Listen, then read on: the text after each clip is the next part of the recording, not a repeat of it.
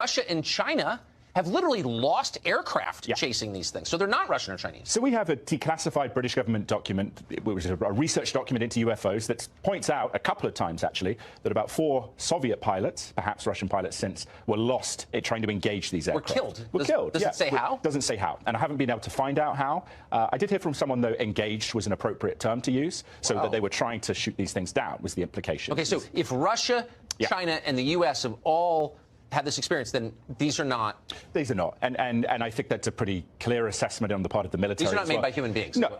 Well, yeah, I think that's a fair assessment based on the capabilities, especially with some of the aircraft that the Navy have seen in recent years are manifesting, right? That you have things that are going hundreds of knots under the water, anti-gravity, instantaneous hypersonic acceleration.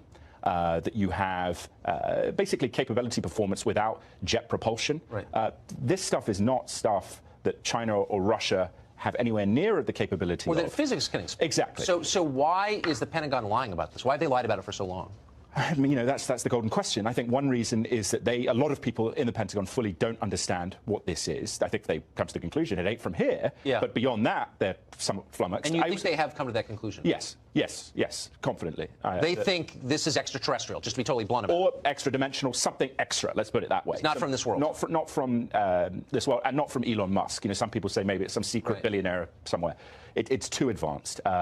It's also quite extraordinary the degree to which when these things happen, right? When we've seen a lot of, or some coverage, not as much as we would want to see on the Navy in particular, but the nuclear synergy, the nuclear identifier, that a guy, Robert Hastings, wrote a book about this 10, 15 years ago, which is at some point probably going to become a bestseller because it talks about these things actually deactivating, in a couple of cases, US and Soviet ICBMs in the Cold War. So whatever these things are, intelligent machines, they're not ghosts, blips on the radar, also their ability to move both through space, air, and hundreds of knots underwater in terms of friction. Nothing can go hundreds of knots. I mean, the whole thing is... So we're out of time, unfortunately. We should have led the show with this. We should be leading the show with this tomorrow, and so should every other newscast. Well, it's great you're covering it. It's great you're covering it. No one else does. Covering it more.